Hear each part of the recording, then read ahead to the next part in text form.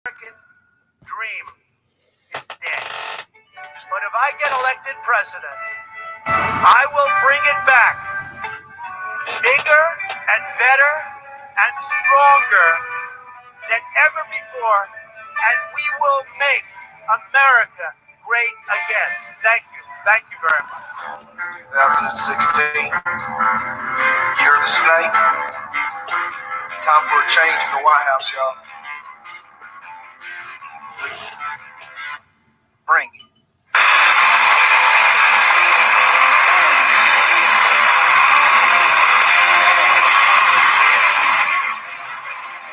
Let's go and vote. If you want the real deal, then you gotta get a real deal. Come on in, let people know. We're going to have a good, motivating conversation tonight. We're going to have a motivating conversation. We need to get some motivation. I need motivation. We all need motivation. We need to stay motivated for the fight ahead. So, come on in. Come on in. Everybody, check out a Reopen t-shirt, Reopen America t-shirts. You want to get one of these. So we're going to make sure you have the link there. How's it going, Diane? How's it going, Christina? How's it going, Marita? How is it going? We're going to motivate ourselves. We got a lot to fight for, you guys. We got a lot to fight for. I know, Marita, that's how I feel, so we got to get motivated together. Even if we feel sad, frustrated, overwhelmed, we still got to fight. Failure is not an option. Hello, Lori. How you doing? Good to see you. Lori, you've been sharing a lot of stuff. I've been seeing your name in my notifications. I appreciate that. I appreciate that. Yes, Siri Bob.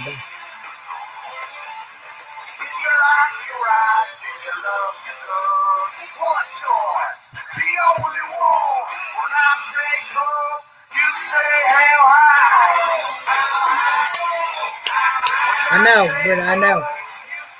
I really nap too much, and the cats make us nap. I blame the cats. We got work to do.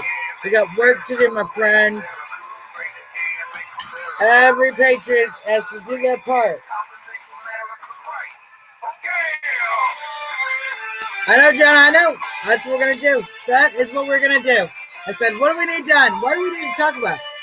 Well, we all know the facts. We need to keep our spirit up. We need to keep our spirit up. We need to keep strong for the battle. That's what we're going to talk about today. That's what we're going to talk about tonight. I do. I do. I like everything in this book. Right here. Everybody has that right to work a job. We need to take it back. We need to take it back. That's what we're going to do. That's what we're going to do. There's no other option. There is no other option. And we are having some great successes. We just need to keep.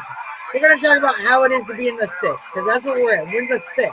You know, sometimes the winning of the battle, when you're in a war, it's a war of thought. It's a war of idea. I'm going to talk about it. You got to. The winning is sometimes the hardest fighting. So it's stamina. We're going to build stamina. We're going to build reopening stamina tonight. Hello, everyone. Welcome to the show. You are watching the one and only Trump Talk US live in DC with Suzzanne Monk. I had to turn off that wonderful Epoch Times commercial, although I do love the Epoch Times. They do deliver some great news. Thank heavens for them. Thank heavens for all of them. Thank heavens for you. I've got some great Janet, Marita, Erica, Carol Elstrom, Sean Loomis, Lori Christopherson, my girl Diane Ventura is in here, Marita Cogburn, Christina Rossi. You guys are some great. I've watched all of you, every one of you. You guys are busting ass and sharing and keep up the good work. All right. We're in the middle of the fight, you guys. We're in the middle of the fight. I was just talking to my great patriot, Audra Johnson, up in Michigan. As you know, Michigan is really They are battling the good, strong, hard battle. Okay. Michigan was the first state to have the big rolling rally, the big protest. 100,000 people showed up. Big protest. Okay. They've continued to have protests. They're now fighting. They're having they're having the beach bash. They're planning that.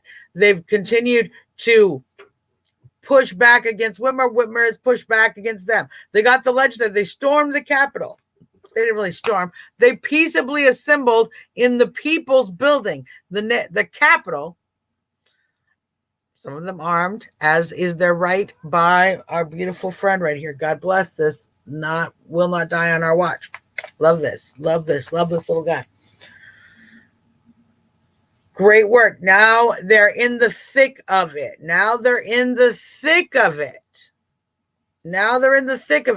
Okay. So what has happened in Michigan? I'm going to use it as an example to where we're at emotionally and why we need to stay psychologically calm, ready, reasonable, and battle positive, because that's how we're going to win. That's how we're getting closer and closer to victory. And even in states, hard states like Michigan, where Whitmer has lost her damn mind. She's as crazy tyrannical as any of them. Okay. Michigan is fighting back. We have shops opening up. We have militia standing guard in front of shops. We have protections occurring. We have sheriffs who are agreeing across the state. I want to thank Londa Gap for doing some great work up there in Michigan, talking to all of her sheriffs, verifying many sheriffs across the state not enforcing. So now it's a battle between the state police and Whitmer and these sheriffs. So we're seeing that real battle. This is where it starts to get frustrating. Yes, Murda, that's exactly what I'm talking about. This is where it starts to get frustrating because of things like this. Because even though her executive order, her emergency powers, her decision to rescind, her attempt to extend her powers was shot down by the legislature, she's still acting as if she has the powers. Very frustrating. Very frustrating, obviously, because you see your success, and then you see the enemy respond. Now, that's the deal with battle. That's the thing about a battle, is when you get a good hit on your enemy, they're going to respond some way. They might flank around the side. They're going to regroup. They're going to come at you at a different angle. They're going to send in the air support. Just because you got these folks right here in front of you to retreat doesn't mean you won the Vietnam War, okay? You're going to have to keep up. We all have to keep up. And so that's what we're talking about tonight. We're talking about looking at the success and then continue using that success to energize the next step. First, most important thing you have to do in order to use the energy of the victory you have in the front of you to continue fighting again and again the battles that are going to be very difficult ahead of you. The first thing you have to take ownership of is why are you fighting? Why are you fighting? What are we fighting for? What are we fighting for? When you have that core value in you, when you are nurturing that, what are we fighting for?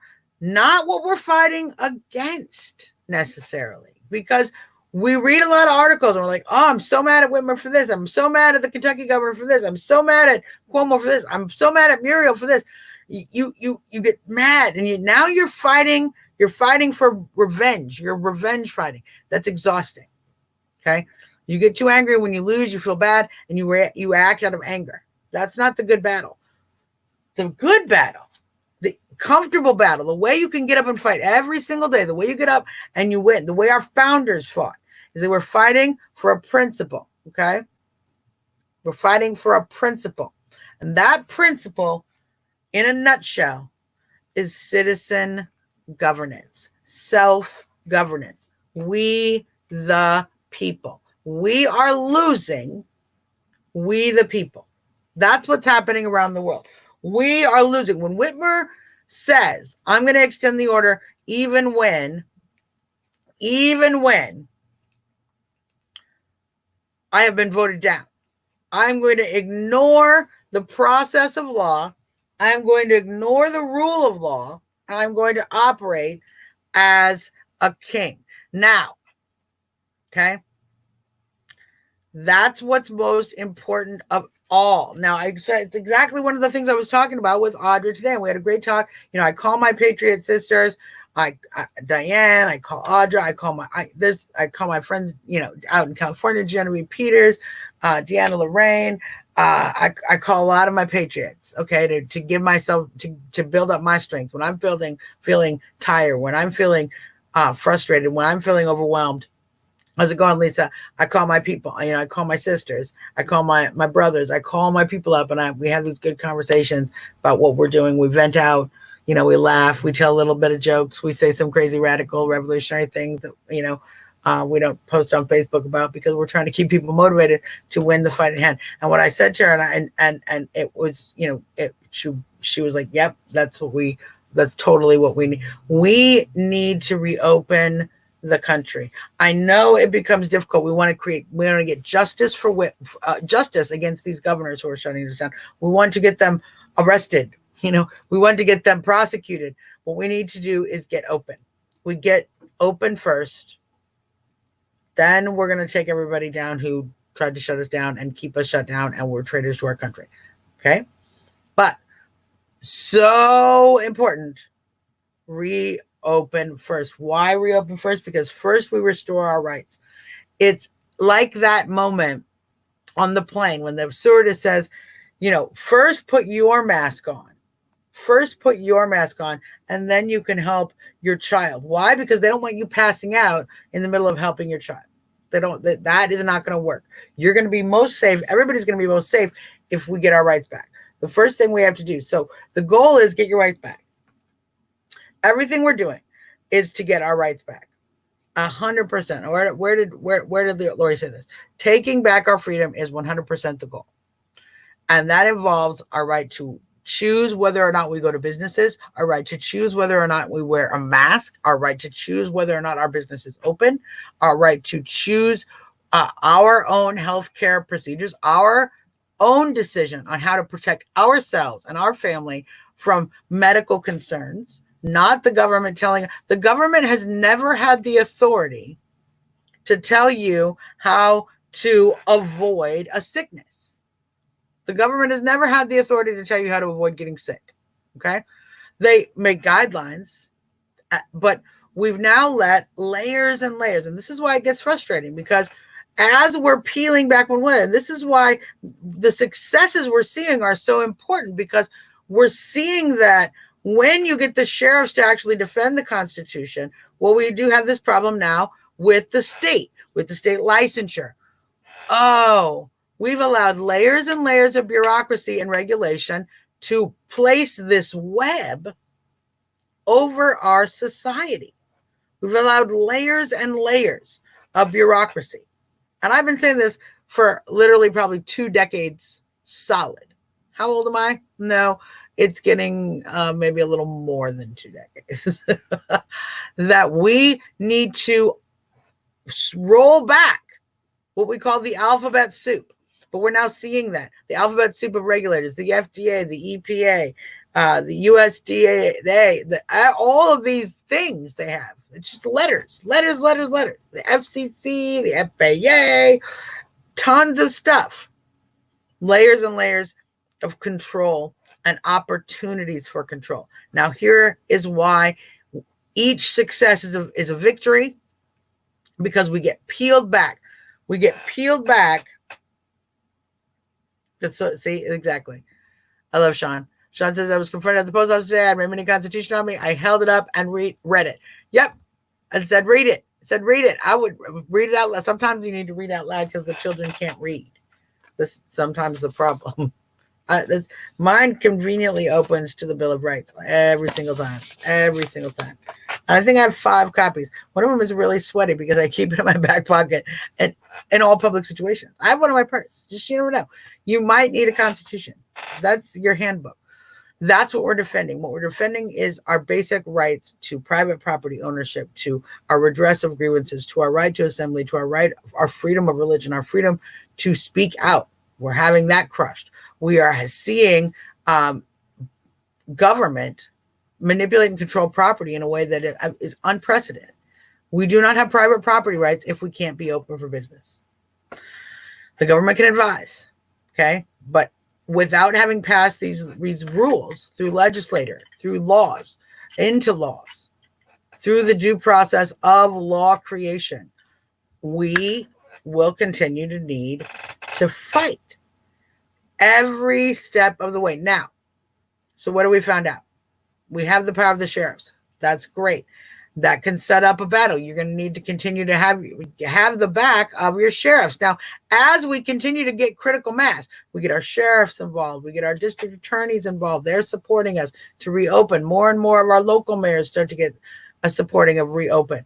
We start to see our lawmakers. We start to see Rand Paul pushing back, for example. We see state senators, we see candidates all starting to join in the fight. We're giving them cover. That builds momentum. That builds the momentum. If we stay calm in that moment, if we go, great, thanks for joining the fight. If we get mad, you guys, if I got mad for every person that started a Reopen America group or tried to sell Reopen America t-shirts or tried to trade credit for Reopen America, or who wouldn't take my calls even though, or didn't want me to share my group on their group. If I got mad for everybody who was doing the work but didn't like me, I'd be mad all the time. You guys don't know how much. It has to not be about our ego. It has not to be about us getting attention. It has to be about continuing to move the ball. So what's the next step in Michigan? Well, I was talking with Audra, and what we're going to talk about continuing to do up there moving forward is to start engaging the DOJ and the state's attorney generals, the state's attorneys, okay? Not the state's attorney, the state's attorney general. You have the attorney general, okay? And then there are 53 state's attorney generals that work under him. They are the DOJ's network that can bring cases against these states. When William Barr said, we're going to look at any states that are engaged in overreach, that was a call to action to start reporting overreach. When Whitmer is violating, she is negating, okay? She's negating the Senate vote, her own state legislature's vote, to end and not allow her to extend her emergency order. She is negating that and continuing with the emergency order. Okay. We need people to start writing letters to the DOJ. So this is what needs this process.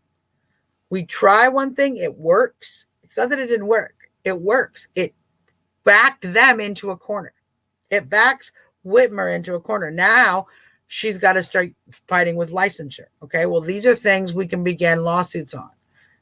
Unlawful and criminal actions against business owners, targeting some business owners, giving some business owners leeway to do things and others not. There's some great lawsuits. The lawsuit angle, the lawsuit element of all of this is a critical component. It's why it was so important what we saw in Pennsylvania when candidate Danny DeVito, his case with a few other litigants got so close to being looked at by the Supreme Court. They didn't take it up. They haven't shut it down yet either. They just decided to not do an emergency injunction. So every one of these businesses that opens up and risks closure, risks fines are going to be a birth of a largeness of pressure that will allow the DOJ. But we have to start start engaging the DOJ, start engaging other forces, right?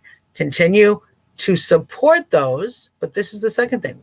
Moving forward, yes, what's the next strategy? Let's go with this. Let's go with that. Right. But as you're gathering troops, particularly state senators, state representatives, these individuals, you have to reward them. You have to reward them and thank them. We need to continue to engage. So I'm going to be calling Rand Paul tomorrow. Thank him for his strong stance, standing up for this ridiculousness. We're going to keep schools closed for the rest of the year, the rest of 2020, not the rest of the school year, the rest of 2020. Into fall semester as well. Several colleges in California are already saying they're going to do it. So,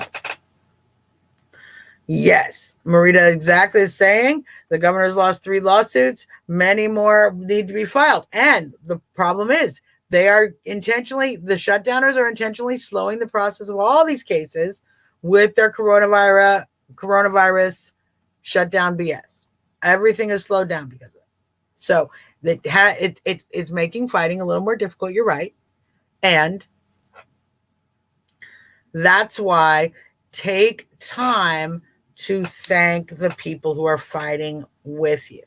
This is one of the things that we're going to take over, because this is a months and months long fight. We're all going to get fed up. We're all going to get frustrated. We're all going to get angry. We're all going to get stressed out. We're all going to, the breaking point will be the 100 breaking points over and over and over. So we're going to take time to turn to one another and say, good job. We're going to take time to reach out to our Congress people and our senators when they fight for us. So, Marita, I encourage you. I'm going to be calling Rand Paul tomorrow. I would encourage everyone in the state of Kentucky to call Rand Paul tomorrow who wants to go to work. If you are in the state of Kentucky and you oppose the shutdowns, you should probably call your senator, Rand Paul, and thank him because he's taking a lot of heat. Why do I keep saying thank you is so important?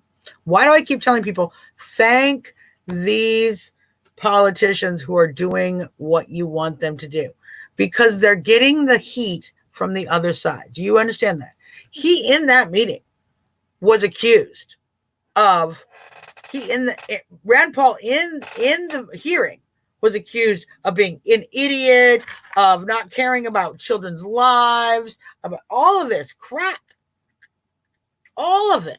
Right there. How much more do you think he's getting on the phone? How much more do you think he's getting in email? How much more do you think he's getting in journalist questions and pressures? Okay, from his colleagues. From all of the soft Republicans that we're all mad at, the ones who are like, well, our hands are tied. If we don't give the Democrats something, now they want another $3 trillion stimulus. We want to send people more money so that they continue to stay on unemployment. We got to rectify what's going on with unemployment.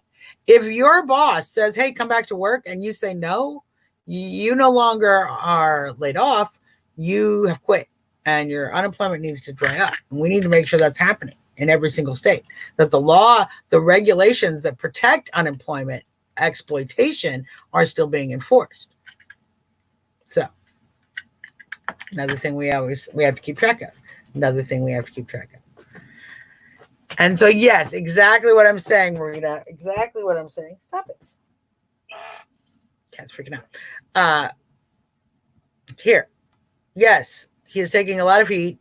Rand Paul shot down Fauci today. He's going to take more heat. Fauci is their thing. Sean Loomis says Fauci needs to be fired. I agree. He needs to be fired with a gag order. Just gonna leave it there because we're live. Yep. Fauci needs to go away. Far away. Far, far, far away. If we could shoot people into the sun, this would be my suggestion. Because of all the trouble he's caused. So we need to keep thanking these folks that are standing up for the fight, every single one of them. And it is going to be frustrating for some of us who have already been fighting the fight the whole time. Now, all of a sudden, these senators and congressmen want to come join the battle. Yeah, it's annoying. I agree. How's it going, Nick? It's frustrating. You're like, now you're here. Where were you? 2 months ago when we were getting our asses handed to us? Where were you in the beginning where we said, hey, don't shut it down? Why are you doing this? Where were you when we were like, the first stimulus is horrible, don't do it? What? This is going to cause problems. This is going to cost a lot of money. It's not going to solve the problems you're saying. I know we're frustrated. We are frustrated. Yes. This is so true, Chris. And it's so important to recognize this. And Chris, I hate to, Chris McDonald, our monkin in the room, representing Trump Talk US. And I hate to reveal your age, but Chris has been around even a little longer than I have, and so he's seen a few more lawsuits by the government. When it comes to these constitutional protections, we're on the winning side. We're going to continue to be on the winning side. That's what's so...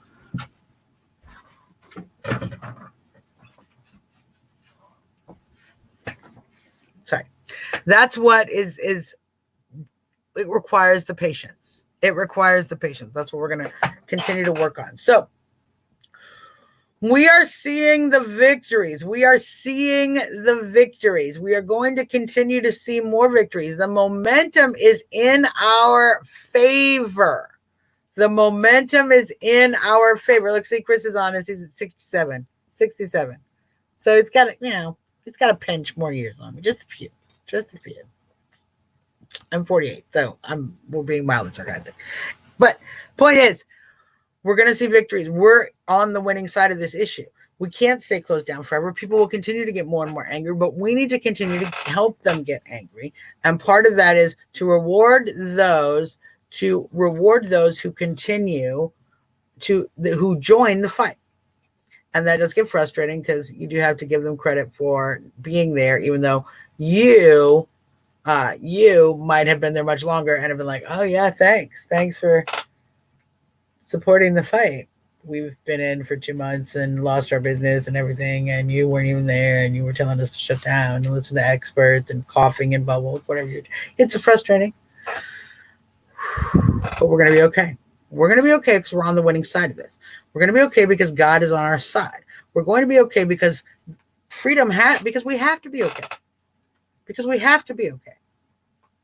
Because without us, this won't live. And this has lived through a lot worse than what we're going through right now. This is pretty bad. This is as bad as I've ever seen. I'm sure it's as bad as a lot of us have ever seen.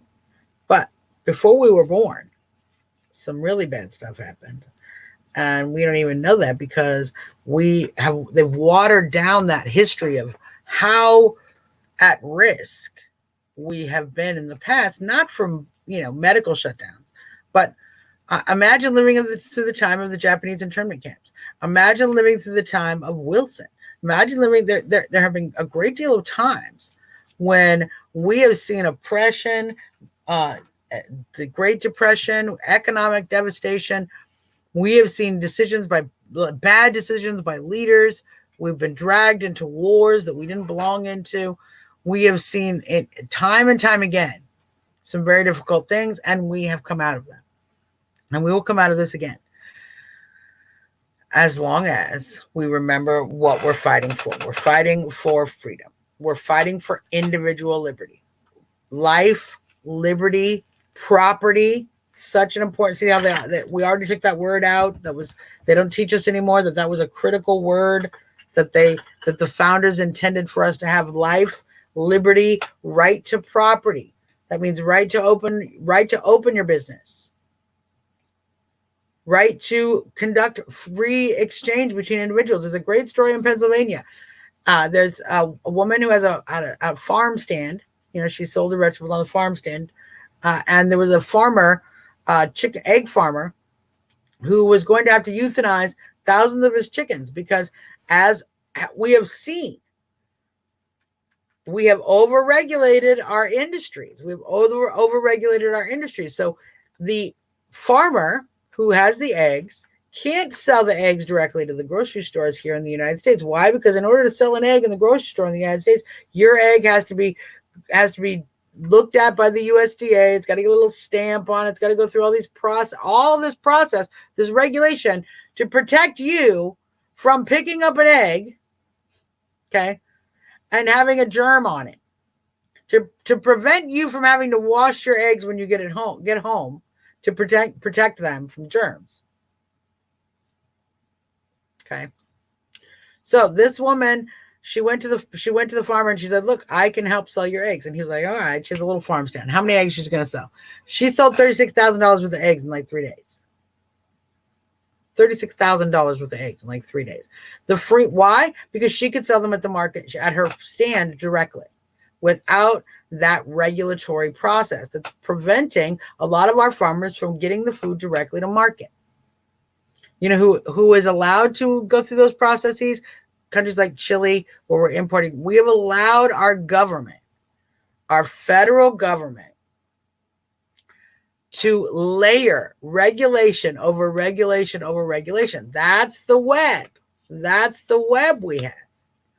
And what we're seeing is that the free market right now, here on top, right in front of our face, because we are put in a crisis situation, what happened? Well, I kind of think it's a free market miracle that happened, because what actually happened is this woman who had a little farm stand was able to sell $36,000 worth of eggs in a weekend. Why? Because she put the word out on social media and everyone was like, yeah, let's buy these eggs.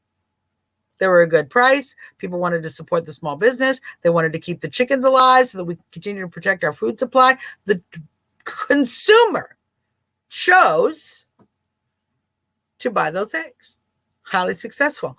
We've gone around the alphabet soup. We've gone around the FDA. We've gone around the USDA. The regulations are no longer relevant because we've figured out we don't need the grocery store anymore. Okay. Now, I like going to the grocery store. I appreciate the convenience. I don't want to drive out to the boonies to go get a bunch of eggs. None of us in the city are going to want to do that. But, we will continue we will find ways around it. We will find ways. The folks will bring eggs in. The fruit guys will start selling them they bring in the fruit already. Farmers sell direct. They bring in a truckload of fruit. We can buy from folks on the stand on the side of the road. So the market's going to find a way. And that's the story of hope that I want to continue. When we Americans come together and decide, you know what? It's not impossible. At any point, that whole story could have been derailed because somebody was hopeless. Because somebody said, meh, it's not going to work. Why are we doing any of this? Because they got demoralized. Instead, everybody said, let's give it a try. What can it hurt?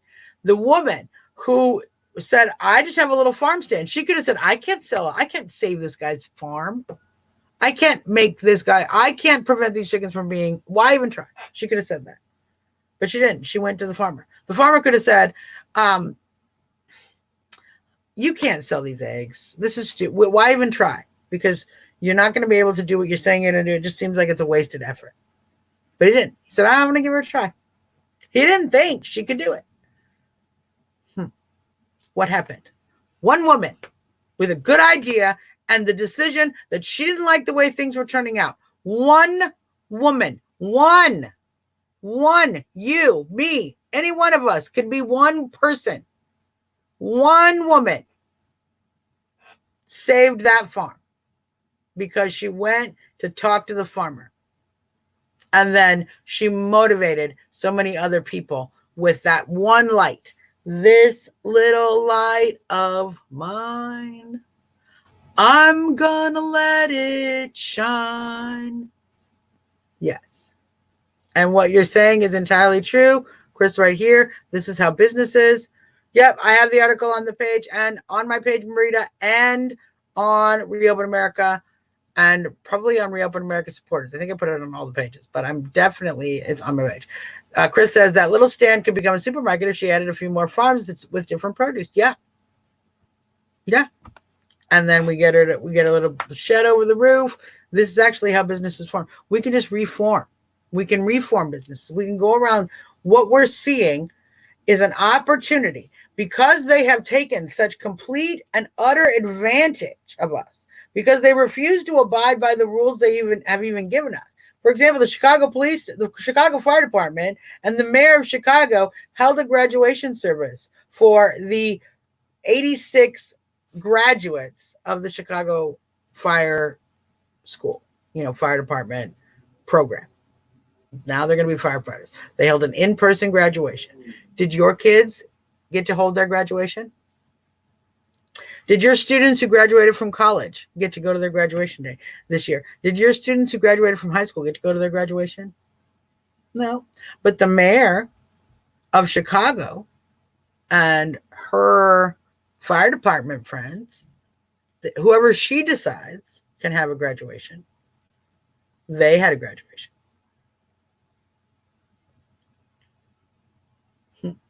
That's what we're living under.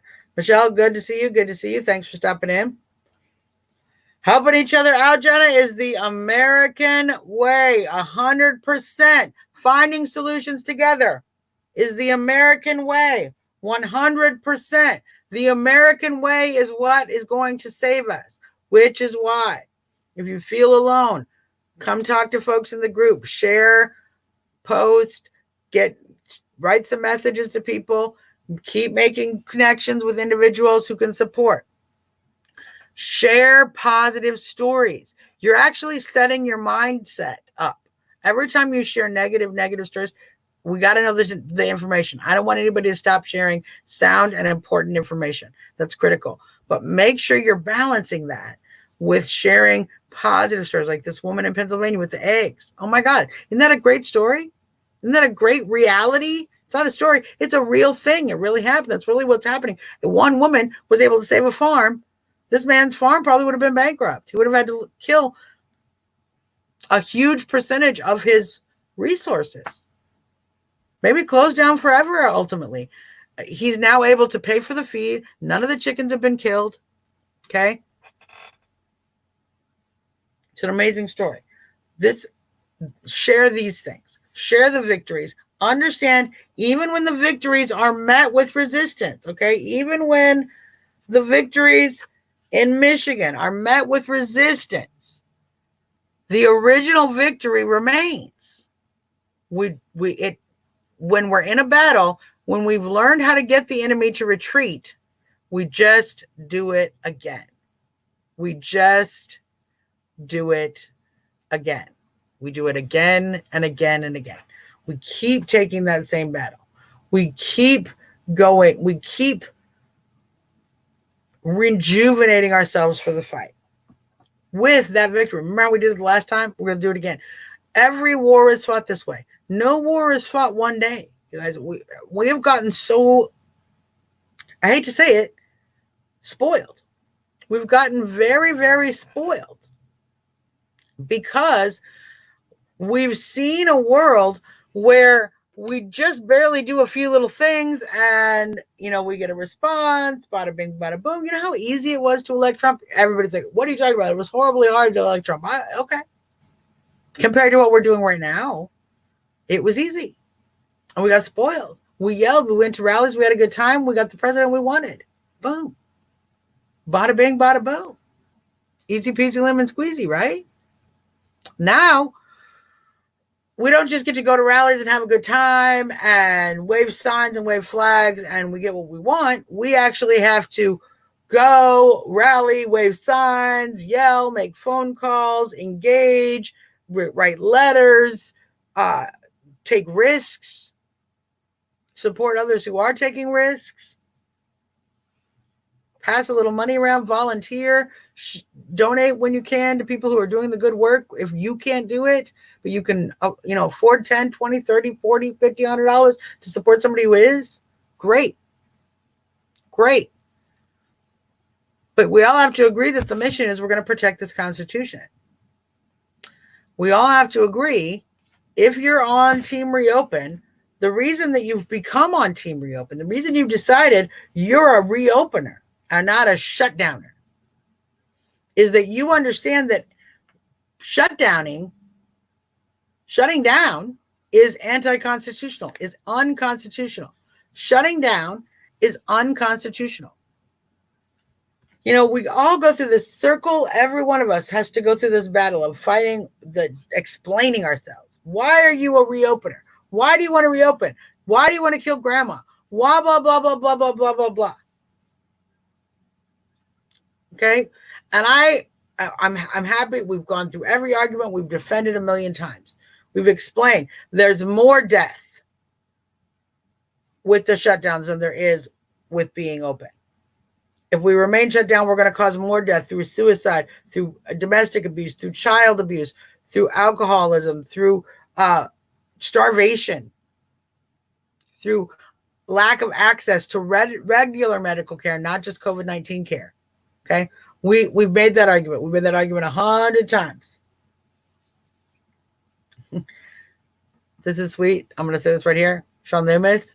I will be in D.C. on the 4th of July no matter what. I want to be near our president, even if I stand by myself. But as long as you're in D.C., you will never stand by yourself. Kiss your girl. Kiss your girl. Now, the two of us might stand by ourselves, but I'm pretty sure Diane will come down from Pennsylvania. we will never stand alone. Christy will be here. Christy's in DC. We'll never stand alone.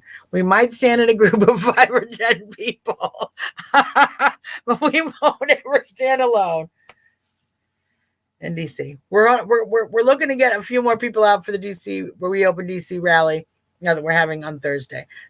Freedom Plaza at noon. I'm really proud of Maria Pickering, who is helping me organize this rally, sending out her email list, getting her people involved. So proud of her. So proud of seeing our DC candidates step up. There are many states where you don't have candidates at all that are stepping up. You don't have Congress people who are stepping up. You don't have elected officials. You don't have candidates. So it's great to see here in DC, blue DC, someone actually stepping up and defending our right to work, our business rights, our working rights. So important that somebody is actually defending that. And I'm very proud to participate with her about it. So if you're a shutdowner, we've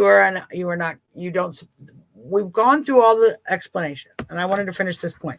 We've gone through the deaths. We've gone through the why are we still shut down the curve. And those are great explanations. But when the push comes to shove, when they get down to the end of it and they say, do you believe your rights are worth risking lives?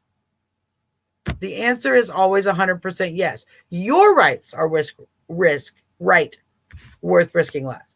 Our rights are worth risking lives, and they have been since we risked lives to secure them. Okay? By not standing up for these basic rights. And the idea that they have had the gall to pit these liberties, the most important liberties, Amendment 1, against the method we chose to deal with the virus. You understand it's not that shutting down is the only possible solution. It's not shut down or reopen. That's what the shutdowners have done. The shutdowners have created that battle. Shut down or reopen. And of course, if my choice is shut down or be reopened, I'm 100%, 1,000% reopen, because shutdown is stupid. Shutdown is a shutdown according to them, that we can't go to church, that we can't continue to run our businesses, that people are getting fined for not wearing suggested masks, that governors ignore state legislators when they exact their constitutional and state constitutional authority. So when it comes down to it, yes, your liberties are worth risking lives. They were worth risking lives when we founded this country. They were worth risking lives in 1812 when we defended this country. They were worth risking lives when the Union refused to let the South secede. They were worth risking lives in World War I, World War II. They were worth risking lives in every conflict we've had to deal with, because our soldiers went and fought those battles for liberty. That is fact, Sean. What Rush Limbaugh said is fact. Rush Limbaugh said today, the shutdown wasn't to flatten the curve, it was to flatten the economy. 100%. The global economy.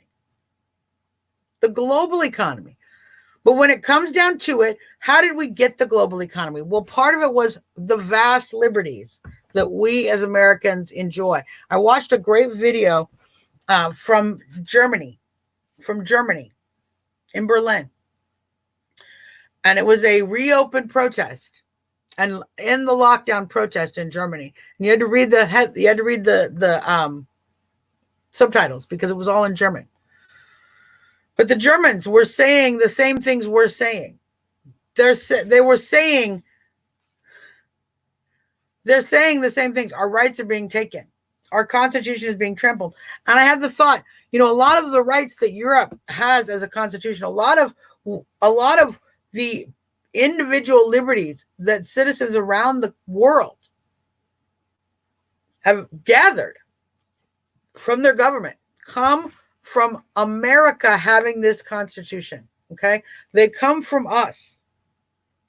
They come from the United States, being that shining city on the hill and being the example that everyone wants to be, being free. That's why we have German people in Germany angry because their constitution is being trampled on, because first America had freedoms.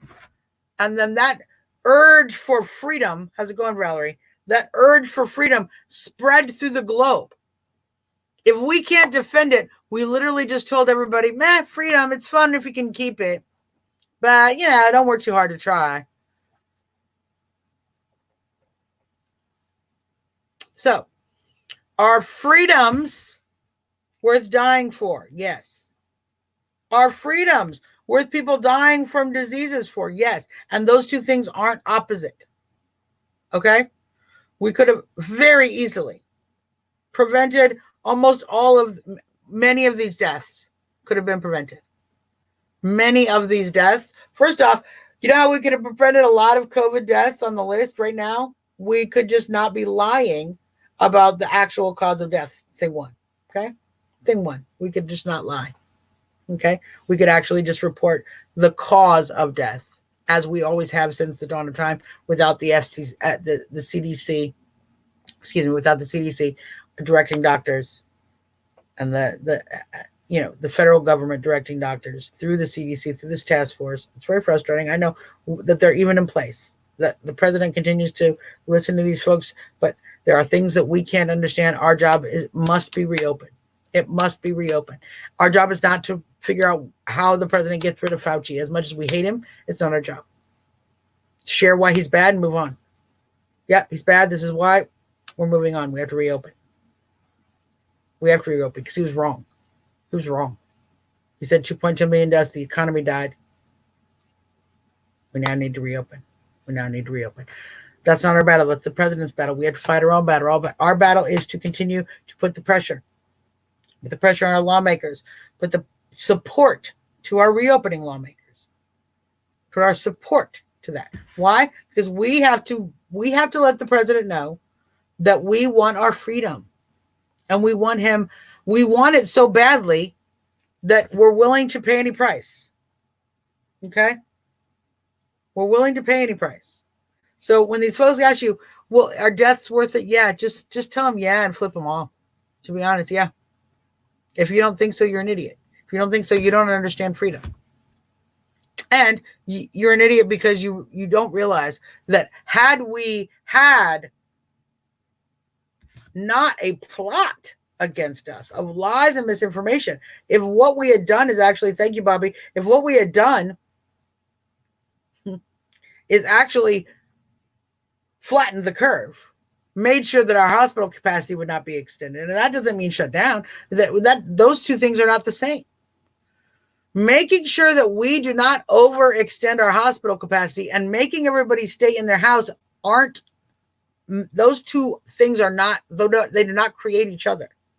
They do not create one another. In fact, in New York, we see in Andrew Cuomo's own statistics, the city of New York has collected, okay?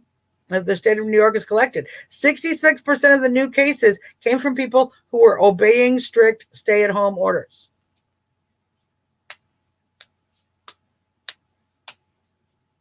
So, staying at home didn't prevent the virus. What they said was going to happen didn't happen. We don't need to argue with people about whether or not we're for death and they're not. They're for stupid and death, and we're for liberty and death. The people are going to die one way or the other. Our way actually would prevent more death. Had we done what I had suggested from the beginning, not stayed at home, continued to keep the economy going, protected our nursing homes, instead of actually sending, do you understand they sent people with COVID-19, known infected, they kept telling you stay home. You need to stay home because otherwise, if you don't stay home, you're killing grandma. If you protest for your liberty, you're killing grandma. You're a grandma killer. Didn't they tell you that? And then they literally sent sick people to grandma. You get locked in your house because you're killing grandma, but they are literally killing grandma.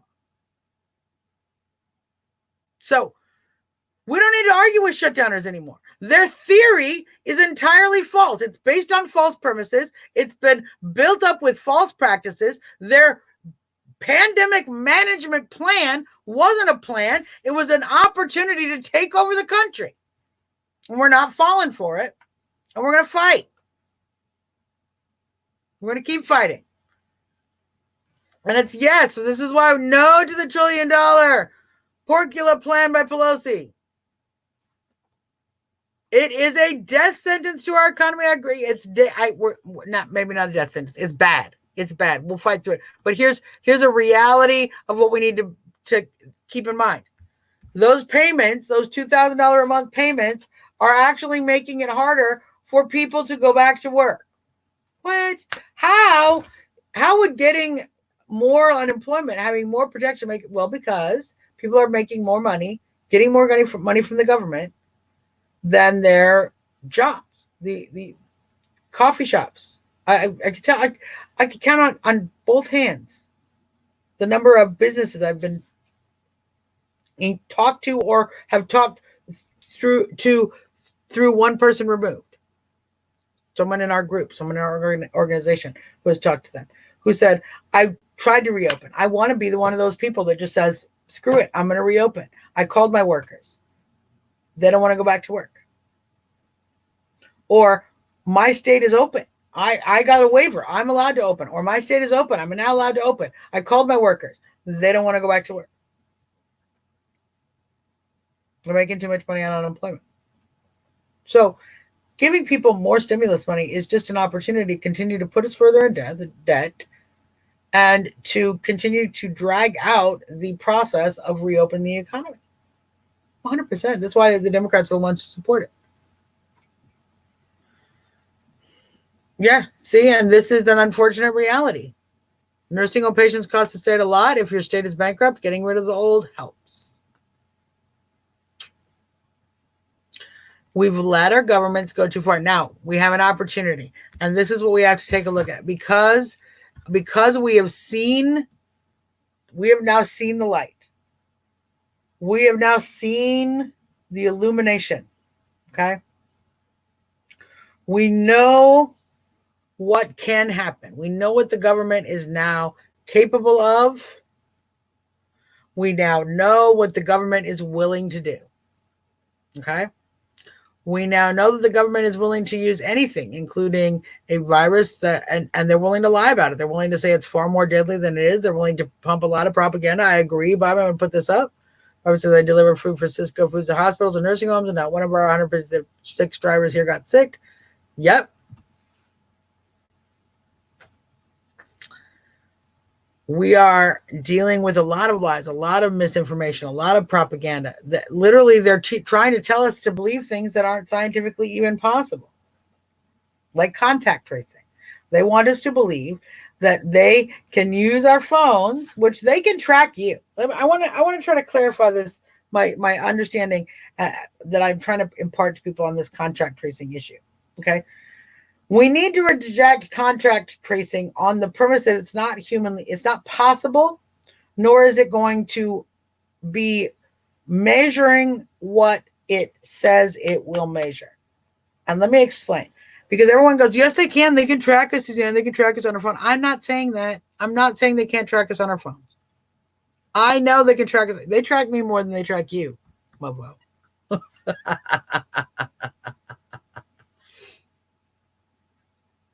Yes, they can track you on your phone. Here's what they can't yet do, okay?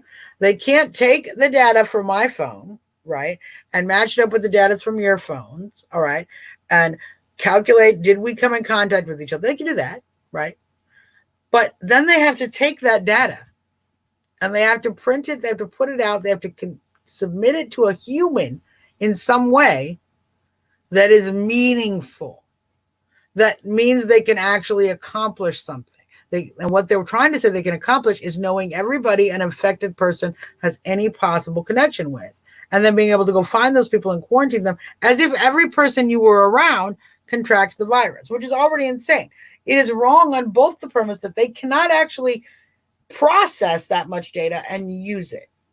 It's not that the computer can't do it. It's not that your phone can't be tracked. It's not any of that. It's that they can't then take that data and get it to a person to do anything with. They can't even find you for a parking ticket. Okay? They have scofflaws in Chicago who have parking tickets for years and years and years. Thousands of dollars just racking up parking tickets. Can't find you. They got to create a boot system. So they got to catch your car in order to find you to pay the fine. So they can't actually do what they're saying. They can use it to control you, however. And that's what they're going to do. That's what they're trying to do. That's why you have to tell them you're not capable of doing what you're saying you're going to do. The contact tracing will not prevent the spread of the virus. It won't. It is based on false presumptions. Namely, every person that you are within 6 feet of is now at risk of getting sick from the virus. It's not true at all. It doesn't emanate off your body. Okay? The virus doesn't just hover around you in a 6-foot bubble, you morons. You have to cough. You have to spit. You have to sneeze. You have to get your germs on the person. So if you were within 6 feet of someone, but their back was to you and your back was to them the whole time, the likelihood they were exposed in any way and are going to get a virus so small is ridiculous. But you want to be able to, you want that person to then be possibly quarantined by force merely because you walk past them, and you think they can. Not only you think they can do that mathematically, but that they should. This is insanity. It's sanity. So, the only thing they can do with it is track you. It's just Big Brother. It's just Big Brother. It's just Big Brother. And when they tell you, when your friends say, oh, but it's the way to get back to work, go no. It doesn't. How is it going to allow you to go back to work? That's actually suggesting that the people who get the virus but are asymptomatic are not a good thing. Oh, you guys are spreading the disease everywhere. Okay.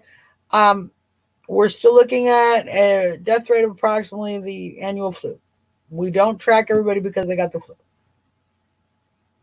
Now, let's be honest. We have during the early HIV times, we did do a form of contact tracing, but it was based on whether or not you had sex with somebody.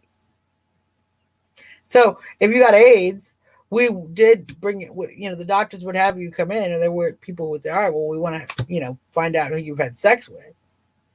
But that's a lot different from breathing on people, being in the proximity of people, because your phone beeped their phone near you. It's a way to frighten you from crowds. It's a way to implement control, and it's a way to shut up people like me. That's what it really is.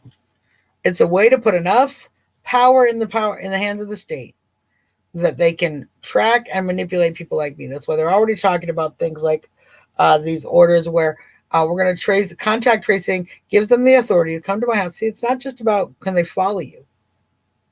What does it give the authority to do? What are they going to do with that information? Well, what they're saying is that it gives them authority to come to your house, demand you be tested, and if your children are not, your children test negative but you're positive, they can take your kids. Did you hear what I just said? There are several states that are already talking about implementing this kind of a policy, that they can come to your house and test you,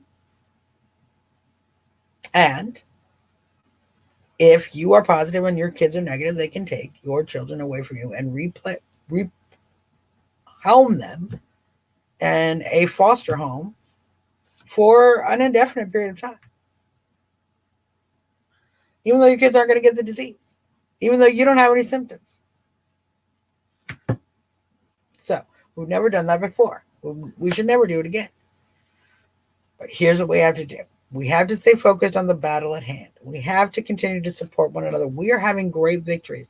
We are having, think of this, within the last 2 weeks, that's when we at Reopen America really started to push the sheriff's issue. Within the last 2 weeks or so of really putting the call to action out to sheriffs, we've had dozens and dozens of sheriffs across the country stand up and state openly they're going to protect their oath to the Constitution. That's winning. It's winning. It's happening from this little office. It's happening from the back of your computer. It's happening from behind your phones. It's happening in your little honk protests that we're going by, and it's happening. It's happening when we storm the Capitol up in Michigan. It's happening when we have a Reopen rally here on Thursday in Freedom Plaza in DC. It's happening when you share an article that talks about why we need to reopen. It happens when you call Rand Paul and support him tomorrow for standing up for us. It's happening every little step. Every little step. It's happening. Not only are we taking our country back, we're taking our liberty back. We're getting our free market back. We're learning the importance of that. That woman selling eggs on the side of the road, that is part of our new normal. They want to use the word new normal. We're going to use the word new normal. But our new normal is going to be based on the Constitution. Our new normal is going to be getting rid of this alphabet soup. Our new normal is going to be free market exchange directly. And we're going to go around any government, any tyrant, any state, any locality, any department of health, any bureaucracy that stands in our way. We are the Constitution. We are freedom. We are these liberties. And we become them more and more when we stand together and fight for them. So thank you for standing with me. Thank you for listening to the show, you guys. Keep up the good work. Keep sharing positive stories with the negative stories. And certainly call every single one of your legislators that's actually fighting for you. Thank them. Call the ones that aren't and demand we reopen yesterday. Until tomorrow. We'll be back tomorrow because we're going to be doing shows all this week. So, and then over the weekend, we're going to be going to Georgia for the Get Right rally with my good friend and patriot, Lucretia Hughes, who's just doing some amazing things there. So proud of her and all the work she is doing and fighting so hard. So, love you guys. Stand strong. Till next time, this is your girl, Suzzanne Monk. Jumping out.